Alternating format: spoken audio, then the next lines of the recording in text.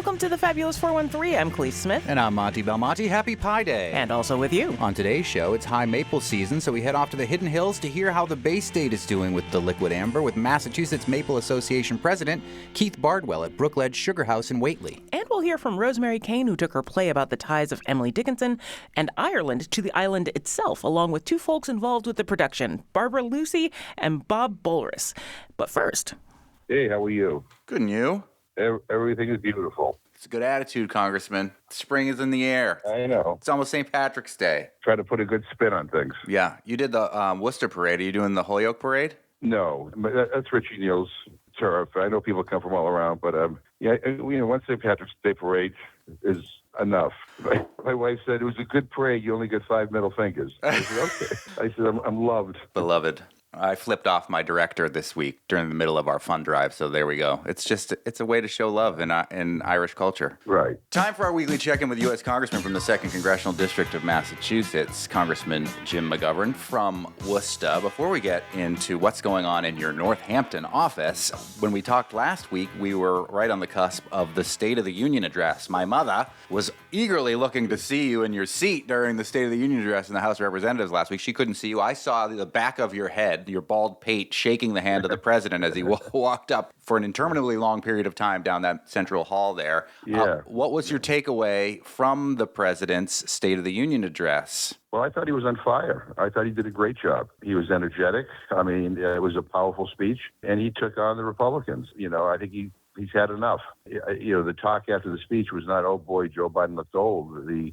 talk after the speech was, boy, Joe Biden really gave it to him. So I was happy to see that, and, I hope he keeps it up. Yeah, the Emmy Award-winning filmmaker from Florence, Mass., Larry Hott, came in the next day and said that Donald Trump Jr. had tweeted that the president looked like a reanimated corpse, to which Larry Hott said, at least he was animated. But after he was animated, and it was a fiery speech, after a speech like that, does the Democratic base get fired up to get more things done? Do the Republicans begin to believe in a president that they might be able to work with when he has a speech like that? Or what's the aftermath of the State of the Union? Yeah, I think it's reassuring to the Democratic base. Look, the Republicans are not working with him because Donald Trump tells them not to work with him. Mm-hmm. I mean, we're trying to work out issues to secure our border, and Trump calls them up and says, don't do anything. I want the issue in the campaign. It seemed to be, not to harp on the State of the Union for too much longer, but there's some unanimity around the John Lewis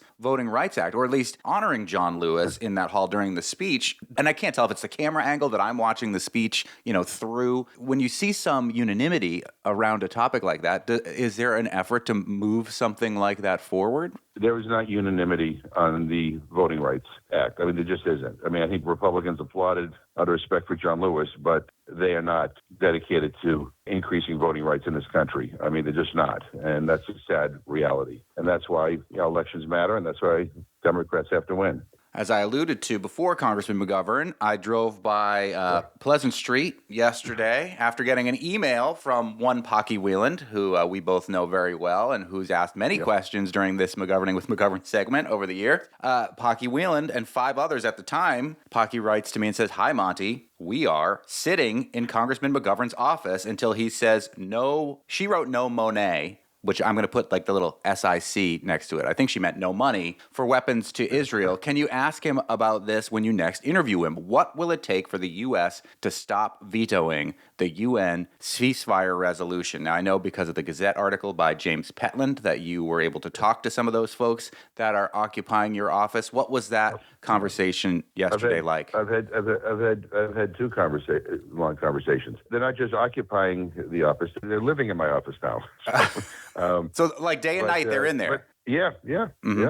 So I mean, I lock the door, and they can leave from the back and come back in. But look, I appreciate their passion, but I was the first person, one of the first people to call for a ceasefire after Netanyahu launched his attack into Gaza. I have said repeatedly that we need a ceasefire. I have talked, passionately about the need to get humanitarian aid into the Palestinians, the need for a 2-state solution. I've given a couple of speeches, one just the other day, basically saying that U.S. law is clear. If a country is frustrating the delivery of U.S. humanitarian aid to vulnerable people, then military aid has to stop. And in my opinion, Israel is in violation. The Netanyahu government is in violation of that right now, and military aid has to stop. The question of whether or not I would make this blanket pledge that we would never, ever provide any military equipment or military aid to Israel in the future, I can't make that pledge because I do favor, for example, the Iron Dome. I do believe that Israel should be secure. I do believe that there are people who are hostile to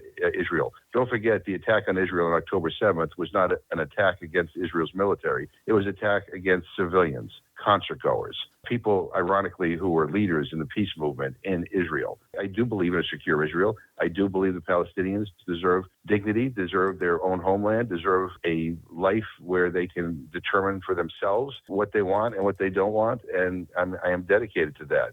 I have also made it very clear that I think that the administration should stop vetoing ceasefire resolutions at the UN. And my hope is that President Biden, given some of the change in his rhetoric, will not just tell Netanyahu that we have concerns about what he's doing, but will actually condition some of the aid so that he cannot use U.S. weapons to, for example, invade or go into Rafah, which I think is what people are imminently concerned about. According to the Gazette article, you have a scheduled call or time face-to-face with the president this coming Sunday. And the Reverend Peter Kakos, formerly of Edwards Church, who I know is one of the folks occupying your office there, seemed to suggest in the Gazette article that you conduct a sit-in at the president's office. What's the conversation going to be like on that? Oh, go ahead. I'm going to speak to the president because I've been invited to the White House for St. Patrick's Day, so I have an opportunity there you go. to have a one-on-one with him. Yeah, I mean, look, I'm not opposed to sit-ins or getting arrested. I've been arrested 5 times. 3 of those times as a member of Congress. But for me, I'm trying to persuade the president. I'm trying to have a conversation with the president, and having a sit-in at the White House is probably not the best way to do that. And so appreciate the creativity of things that I can do. But, as I've said to not only them, but to others, I mean, we need to do a better job of persuading the White House that they need to take stronger actions to try to get a ceasefire. By the way, I've visited with many of the Israeli families whose loved ones are hostages. But hostage taking, by the way, is a war crime as well. People should be released immediately. But I think they believe that the only way that their loved ones will be released is if there is a ceasefire. Netanyahu is like Donald Trump in the sense that Donald Trump needs to be president so he doesn't go to jail. Netanyahu wants to continue to be prime minister because he doesn't want to go to jail. Don't forget, before all this happened, there were massive protests in the streets in Israel against Netanyahu, and there was talk about legal action against him, which might end up with him being in jail. So for him, the continuation of this is about his own survival. And I know that's a cynical thing to say, but I think at this point, that is one of the reasons why he is being so difficult. And I think the only thing he'll understand is if we take some solid action and freeze the aid. How do we take solid action quickly? We are catapulting towards famine in Gaza right now. I think that's what's caused the urgency to have these occupiers in your Northampton office right now. Yeah. Would it take something big like an occupation of the White House to get the president to go to action? It's not like he hasn't heard the call for months and months now to do something and to do something quickly. Well, I think you see the change in his tone because he sees the massive protests that are happening all across the country. The fact of the matter is the only person who can actually do anything immediate that would have an immediate impact is the President of the United States. Congress will not do it. We can't even get bills to the floor. But the president, can, with the stroke of a pen, basically say, Netanyahu, you're in violation of U.S. law unless you allow humanitarian aid to be delivered at scale. We have no other choice but to freeze the aid that's going to you. You cannot use our weapons in any of your offensive military actions. But what's it going to take for the president to do that? I don't know. I wish he would have done it already. Mm-hmm. I mean, that's the question everybody asks. I don't know. I don't know what's taking so long because we see this humanitarian crisis unfold. It is not because he's not hearing from the people of the country, and it's not because he's not getting pressure from members of Congress, because many of us are pressuring him, on a regular basis. So I don't know what it's going to take for him to go to the next step, and actually freeze the aid. Speaking with U.S. Congressman Jim McGovern, another very odd issue that hit Congress yesterday and made very strange bedfellows of, let's say, AOC and MTG, Alexandria Ocasio-Cortez and Marjorie Taylor Greene, and also split the U.S. House delegation in Massachusetts, which is usually in lockstep for most issues here. TikTok. The U.S. House voted in bipartisan fashion yesterday to approve a bill co-sponsored by Representative Seth Moulton and Jake Auchincloss in Massachusetts to force the sale of TikTok, and if that doesn't happen within 6 months, to ban it. But that is something that you did not support, and I believe Representative Neal and Ayanna Pressley also did not support that. Tell us what this is all about and why you did not want to support the TikTok ban. It's because of the kids, right? The kids love it. Yeah. Well, yeah, my daughter loves it. But anyway, this is a big deal. It's unprecedented. It was introduced last week. 2 days later, it was marked up, and then it was brought to the floor with limited debate, only 40 minutes of debate on this, and no amendments. So, first of all, what's the rush about? Why not give people a chance to read it? Because this is a big deal. Secondly, I'm worried about free speech issues and freedom of expression. I'm worried about the impact this banning TikTok would have on small businesses. A lot of people make their livelihoods, utilizing TikTok. These are issues that we need to talk about. There's no question that there's misinformation and manipulation on social media platforms, but it's not just TikTok. It's all social media platforms. We want to make sure that our data is protected.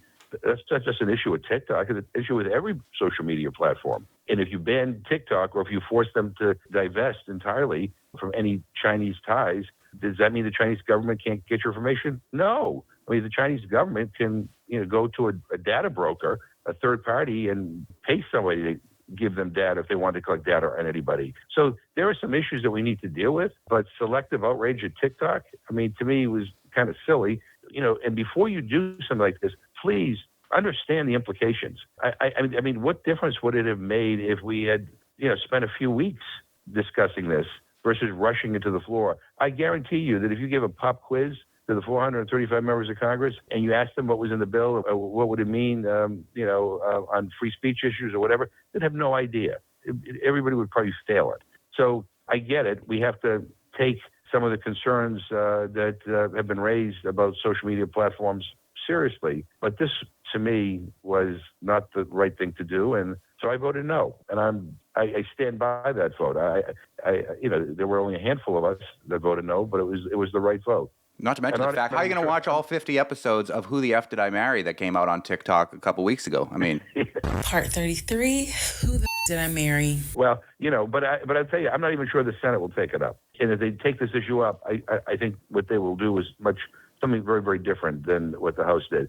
Well, speaking of data security issues, Congressman McGovern, we had a question from Dennis Bromery in Amherst about a New York Times article that I sent to Colby in your office, who is hanging out with the protesters occupying it right now, I'm sure, about LexisNexis. It's from the New York Times, and it deals specifically with GM and specifically the Chevy Bolt, which happens to be the car that I drive. Automakers are sharing consumer driving behavior with insurance companies. LexisNexis, which generates consumer risk profiles for their insurers, knew about every trip GM drivers had in their cars, including when they sped, braked too hard, or accelerated rapidly. They obviously know that I listened to all 50 episodes on TikTok of Who the F Did I Marry as well because of my Chevy Bolt. Part 46, Who the Did I Marry? Senator Markey has been trying to address this. What is the situation with GM, automakers, LexisNexis, and our privacy issues? Well, look, we have to address this issue, and I think it's worth saying that new cars at every price point collect so much data about their drivers. I mean,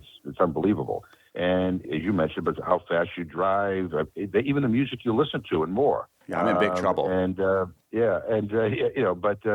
These car companies and car insurance companies have worked with firms like LexisNexis, which, as you mentioned, there's this big article in the New York Times. They've been working with it for years. And before that, they track things like the amount of speeding tickets someone got or how many car accidents you've been in to determine car insurance rates. And I think what we found out is that this is now happening with nearly all of the data they collect without drivers ever knowing that the data was being collected. And so this has literally left people with skyrocketing insurance costs, and some people are getting denied altogether, again, without even knowing that their data was being tracked or shared. So I think this is unacceptable. We need the FTC to investigate the automakers' data practices so we can take action and figure out how to fix this. You mentioned that Senator Markey has reached out to the FTC with a whole bunch of questions. We're awaiting their responses and then figuring out how we address this. But we need to. I mean, privacy is a big deal. Some people may say, well, it's a big deal about if they know how fast you drive with the music you listen to. Well, it's nobody's business. And in this country, privacy is important. And just like on social media platforms, certainly in your cars, you should have the reassurance that you're not being watched, that everything you do is not being collected, and in some cases used to hike up your insurance bills. Thanks again to Dennis from Amherst for asking that question.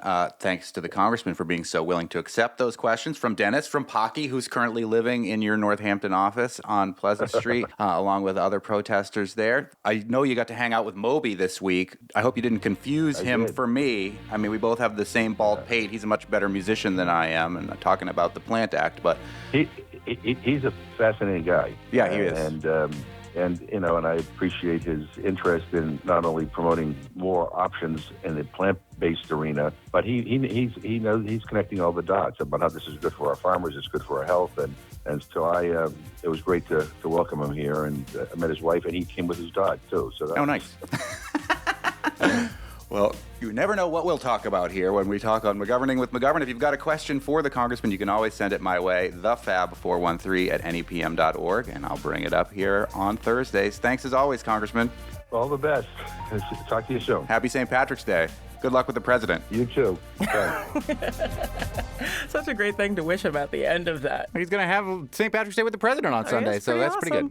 Later in the show, we'll hear about taking an Irish connection to its source when we speak with Rosemary Caine, Barbara Lucy, and Bob Bulris about Margaret Maher and the Celtification of Emily DIckenson coming to the Academy of Music next week. And pie. It's Pie Day, 3.14. We had maple pie earlier. Thanks, Joyce. And speaking of maple, we head to Whately to talk with Keith Bardwell of Brookledge Sugar House about how the season's tapping is going. You're listening to the Fabulous 413 on 88.5 NEPM. Are we technically in Haydenville? West Whately. West Whately, all right. We're on Haydenville Road in West Whately at Brookledge Farm with Keith Bardwell. Are you related to the Bardwells in Hatfield? Yes, I am. Very distant. They came from England back in the 1600s and have been settled in Hatfield. And from there, there's just many, many generations. I'm like the 11th generation from that time frame. So Harry is a very distant relative of mine, and he is down where the homestead was in Hatfield, yes. Yeah, so all the Bardwells, as we learned when we went to visit them, are somehow related. And you're still keeping in the farming tradition, although this is Massachusetts Maple Month. We're in your sugar shack. Yes, Brookledge Sugar House in Whately. Welcome you here. I have been involved in sugaring almost my entire life. I started as a kid, toddler, not quite a toddler, but 10 years old. So that was in 1974.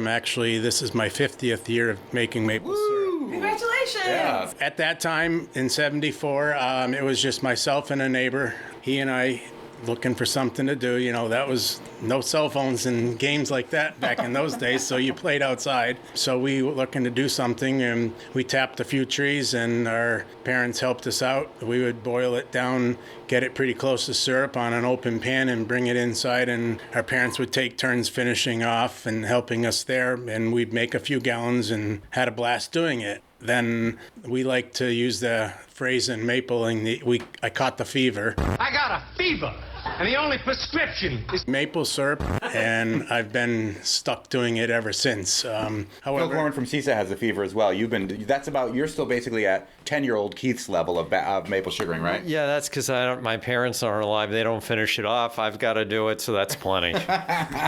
Yeah, it's a labor of love, and you don't really want to consider this work. If you consider it a job, work, then you're not going to really want to continue doing it. But from a hobby standpoint, which for me it's a hobby, I like to consider myself a large hobbyist. So I've grown through the years. From that first time in 1974 making a few gallons, I'm working my way up. Now I'm making, last year, it's a little over 800 gallons of syrup. And so I've come a long ways. How many trees do you tap each season? Presently, I have 1,400 taps. Two taps per tree? Is that what it is usually? 1 to 2. My rule of thumb is if I can take my hands and reach around and touch my fingers, if I can't, I'll put a second tap into it. So 1 tap or 2 taps per tree. All my taps are on tubing, and I run a vacuum system, which does all the collecting for me. So that saves a lot of time as far as labor goes. I can come home from work, and the sap is sitting here waiting for me. I don't have to go and collect it. Nice. When you started tapping trees when you were 10, 50 years ago, what month did you start tapping? When I started those years back then, we always looked for President's Day. That was great for me because it was always winter school vacation week. We had that President's Day off. Oh! Is that your vacuum? That's just a compressor kicking in, so it'll shut off in a second. There we go. President's Day was that perfect time. And then as time has gone on and we're seeing climate change, it's getting earlier and earlier. And now, for me, I need to be ready to go right after the beginning of January. Wow.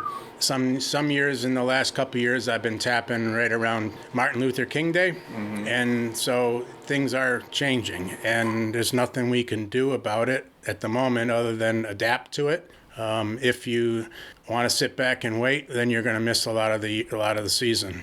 So you said that you're a large-scale hobbyist. This is a business, though. So what keeps you busy the rest of the year? My full-time job, other than sugaring, is I am the highway superintendent here in town of Whately. Oh, cool. So that keeps me busy. Yes. And the nice thing about the job is this is a slow time of the year, so that I can take some of my vacation time and personal time to offset the hours I need during sugaring. So. Talk about a fever, right? How many people are taking their vacation and personal time in the winter, not to go somewhere else, but to work 12-hour days sugaring? Yeah, there you go. And that's, again, the labor of love. You have to want to do it. And maple syrup is definitely, through many years of research and testing, have shown that maple is one of the healthiest sweeteners that you can use because of the antioxidants in it, the minerals that you get in it, and what it has to offer for you. Another thing that I've been told by some of my customers that are diabetic, that they can use maple syrup in moderation. The way their body breaks it down is a little bit slower than if they use cane sugar, so that a lot of times if they use something with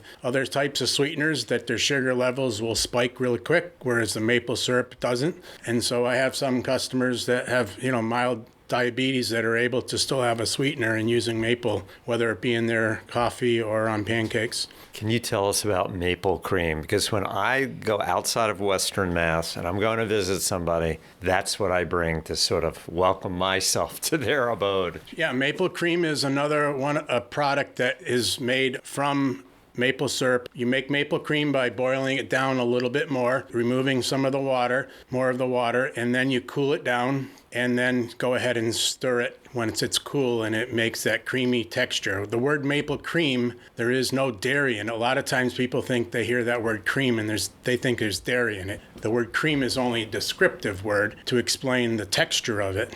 Maple cream is very good on a lot of your breakfast foods as well. You can, my favorite is on a English muffin, a little bit of butter with maple cream is very good.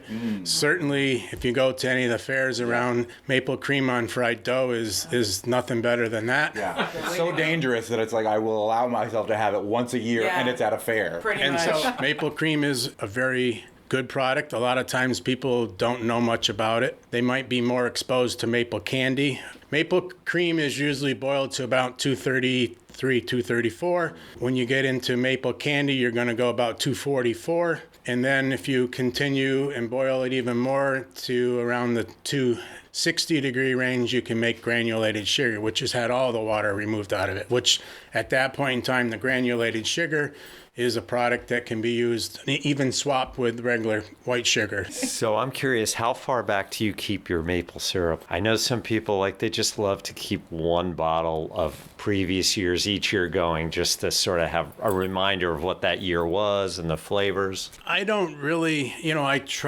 I'll have some syrup left over from one year into the next, but I don't normally keep it. I'll try to, I want to keep that syrup on a fresh standpoint. I feel like we've buried a little bit of a lead because I see some awards on this wall. Oh, yeah? What for are these? Your maple cream and your maple syrup. Yeah, last year was the North American Maple Syrup Council meeting was held in Sturbridge, Mass. It was hosted by the state of Massachusetts, and that is a yearly meeting that rotates throughout all of the New England states and into Canada. So it encompasses about 15 states between states and provinces. And so last year I entered my maple syrup and came home with a first place in maple cream and a second place in dark robust. The other thing you're actually a president. Yes, I am current president of the Massachusetts Maple Syrup Producers Association. I've been a board of director I'm in my second term, so pushing 12 years now as a board of director, and I've been elected president. I was president last year and again this year. In our membership, we have about 250 members in Massachusetts. We like to offer things to help them out, whether it be training, education. We have our annual meeting where we have speakers come in and talk to them, help them learn things. But one of the things that it also does is when we bring our members together, the interaction amongst one member to the other member, we always seem to like to help each other out, so that if you're struggling and you don't know something, you ask your neighbor, a fellow sugar maker, how do you do this or how do you do that? Or when we go and tour some of the other sugar houses ourselves, even though we know how things are done, but you can see something that one sugar maker is doing, and you say, wow, that's a great idea, and then you can take that home yourself. So the association does a lot to help our own members. We're with Keith Bardwell, who is not only a maple maker, but the president of the Massachusetts Maple Association at his Brookledge Sugar House. Looking right at his award-winning maple cream. In West Whately. We just heard the State of the Union address last week, and you're the president. When it comes to Massachusetts maple, the State of the Union is... Put me on the spot here. Maple is I like to use the word maple as a staple, or make maple a staple. It's a very good sweetener for you. We like to educate the people, and we need to do a lot more educations because a lot of the general public isn't really fully aware of what maple syrup is. Studies have been done recently where you ask the general public what maple syrup is, and we've found out that the majority of them say they know what maple syrup is, but they don't. So we need to do more in that education aspect. We need to educate them why, when they go to a store or go to a farm and buy maple syrup, why it is more expensive than some of the corn sweeteners or corn syrups are, and make them see the health benefits and why you shouldn't be using high fructose corn syrup as a sweetener. It's just not as healthy as maple is. And it doesn't taste right. And are you willing to go on the record about the cartel in Canada as president of the Mass Maple Association? Are we going to invade Canada finally? We tried that in the 1800s, and it didn't work so well for us. They got mad at us and came back and burned down the White House. Yeah, no, it was not okay. Quebec there's no doubt about it. Quebec is the largest producer of maple syrup in any part of the world. So they make more syrup than all of the United States combined. That's what they do up there.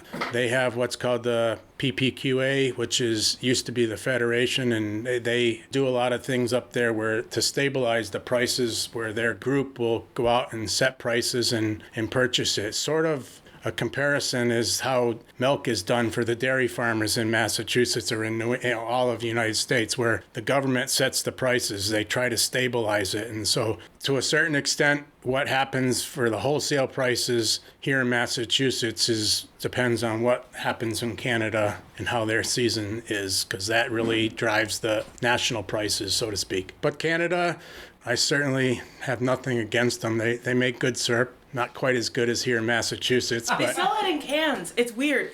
Like regular, like soup cans. There are some, and you get into different areas, what they use for containers. Most everybody here around us uses either plastic or glass, but there are some that are still using some cans. What sets the flavor of Massachusetts maple syrup apart from Canadian maple syrup, from Vermont maple syrup? Throw down the gauntlet as the president of the Mass Maple Association. Why is Massachusetts maple the best?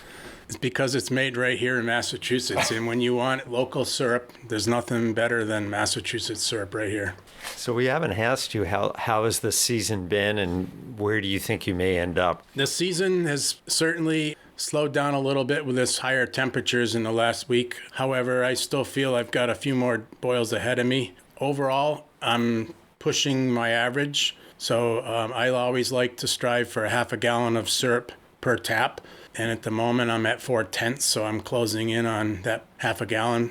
Last year was one of my best years. I did 6/10 of a gallon per tap. So if the season was to end today, it wouldn't be a horrible season for me. So I'm happy at the moment. I made a lot of great syrup at the beginning. Very good flavors. Happy with it. The only agricultural sector that did really well last year, I think, is maple. Yeah, I mean, certainly right. The weather and the rain has a lot to do with other farmers having a hard time. Last year we had a high seed content on the maple trees, which took our sugar content down a little bit. That was probably, if anything, the only thing that we knew going into this season was probably going to be a little higher ratio of sap to syrup. A lot of times with the raw sap coming out of the tree, if you can get 2% or higher, then you're looking at only 40-1 for a ratio. Whereas this year, most everybody's been at least 50-1 or even higher. Right now, the sap that I'm getting is only at 1.3% on the brick scale. That's how much sugar is in it. That's 60, 62, somewhere around there. 62 gallons of sap to make 1 gallon of maple syrup. Now you know why it's so expensive. It's a lot of Every penny. lot of water to remove. You're right. A local bard connects with the Emerald Isle in Margaret Maher? Maher, yes. Now you're making me confused on my own family name.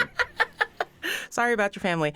And the Celtification of Emily Dickinson next week at the Academy of Music, and we'll talk with some of the folks involved shortly. But first, we had a whole shindig and competition for Pie Day here at NEPM, and since it's good to celebrate geometry sometimes, we will share our pie with you next. You're listening to the Fabulous 413 on 88.5 NEPM. The Fabulous 413 podcast is funded by Northeast Solar, offering solar options, energy security, and solutions for the local community. Learn more at northeast-solar.com.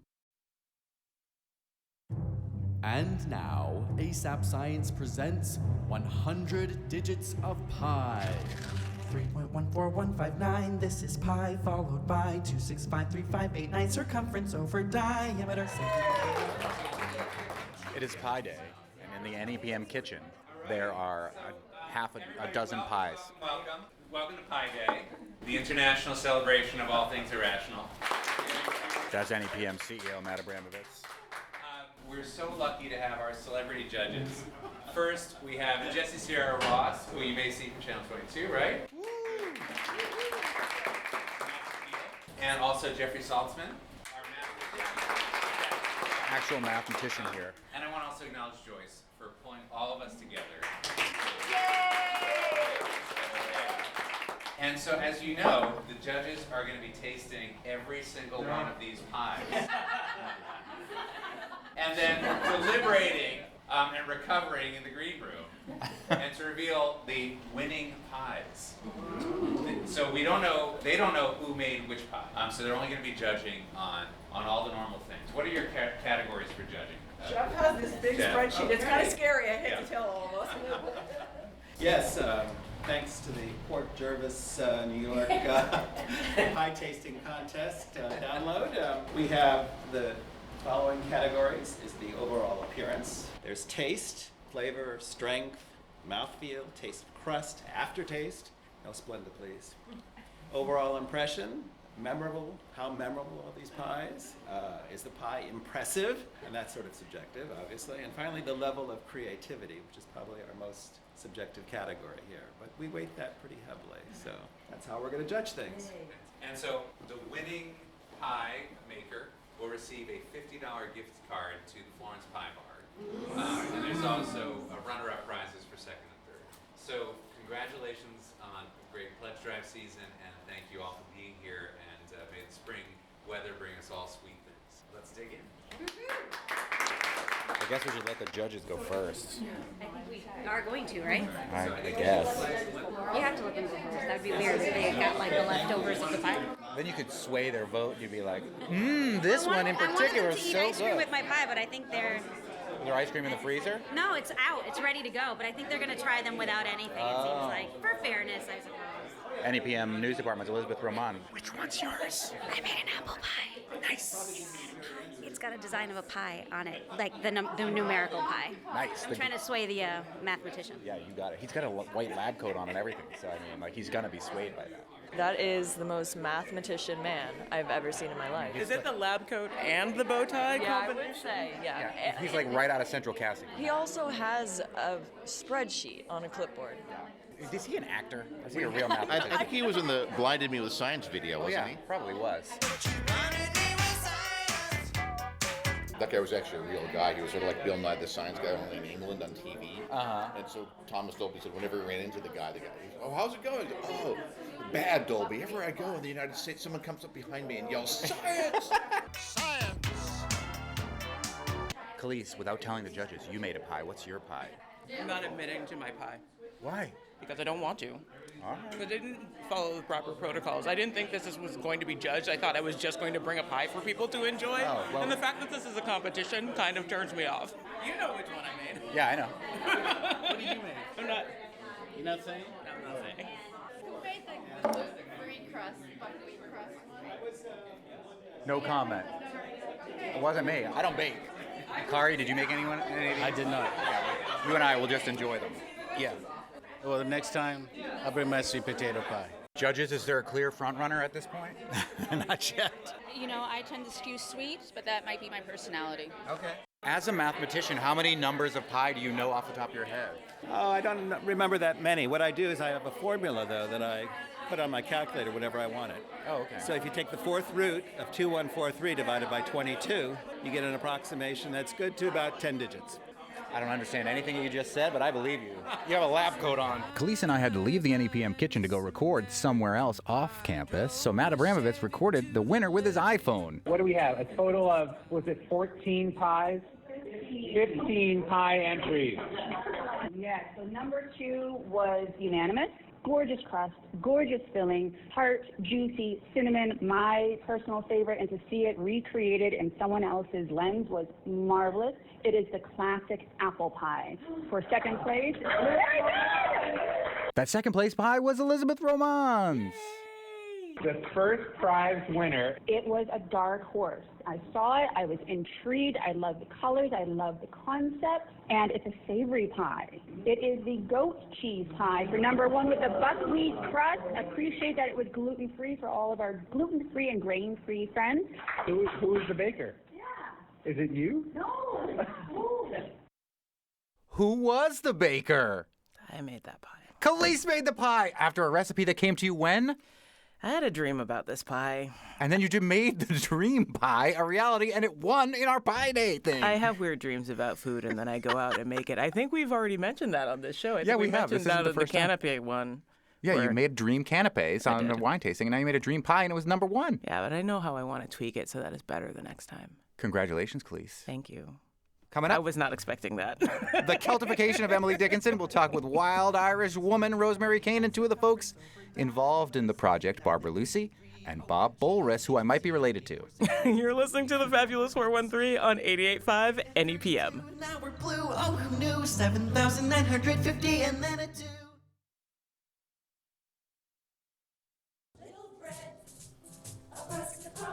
Welcome back to the Fabulous 413. I'm Monty Belmonte. And I'm Khalees Smith. Wild Irish Women present Margaret Maher and the Celtification of Emily DIckenson a week from this Saturday, March 23rd at the Academy of Music in Northampton. Wild Irish Women was founded by Rosemary Caine of Ardee, County Louth, Ireland. I know I'm saying that improperly. I heard you. Louth. It's Louth. There we go. There we go. I'm like, how did you say it last year when we had you on the show? Louth. Louth. County Louth.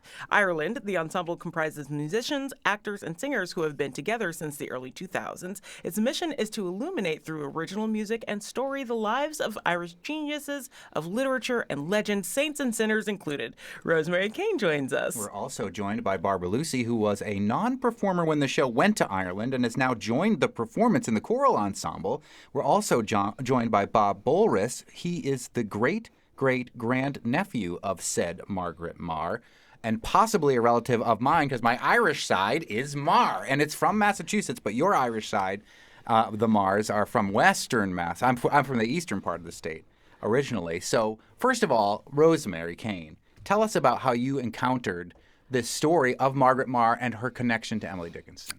Somebody gave me the book Made as Muse and by Aoife Murray, and it is a wonderful piece of research on the servants at the Dickinson household.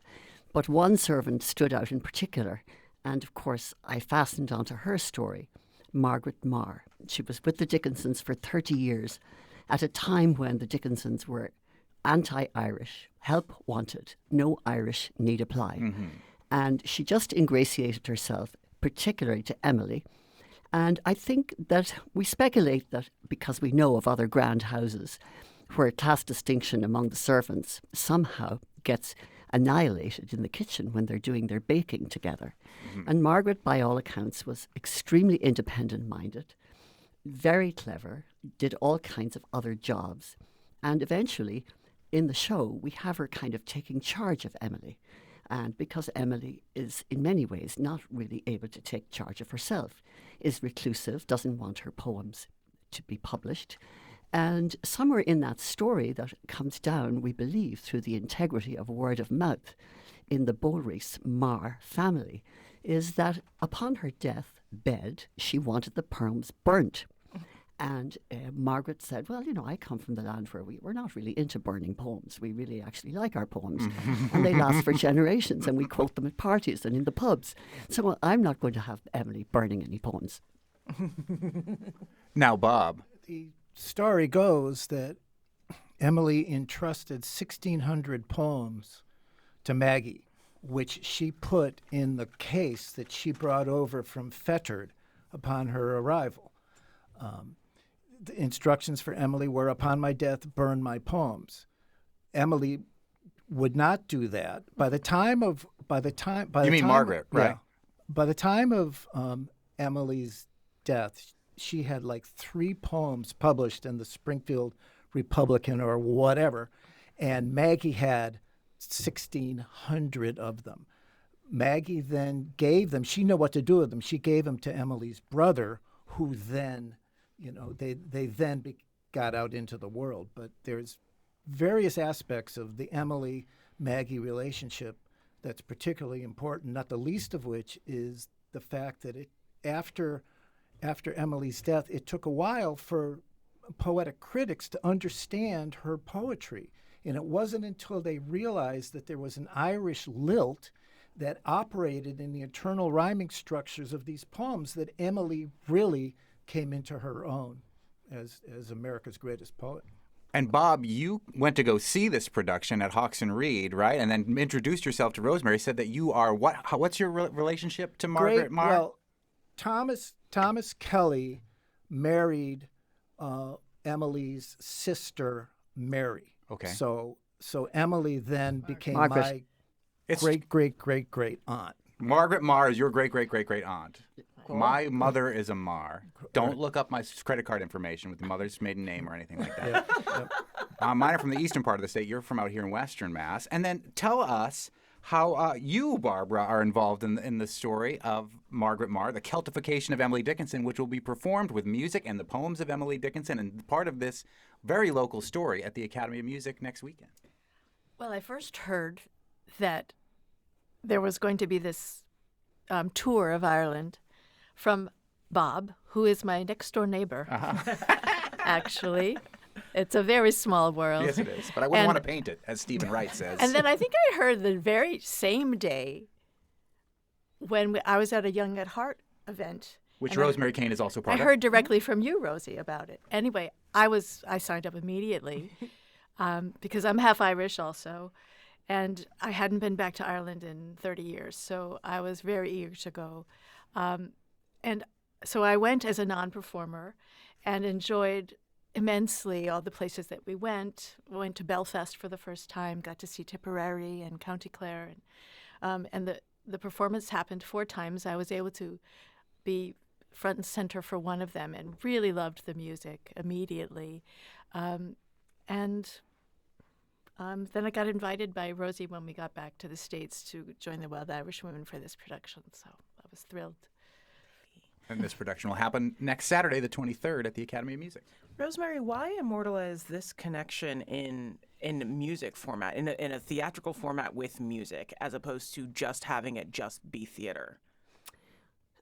Well, my own history with poetry is that I have put many, many W.B. Yeats songs to music and wrapped stories around those characters, Maud Gonne being the great love, the great unrequited love of unrequited on his part.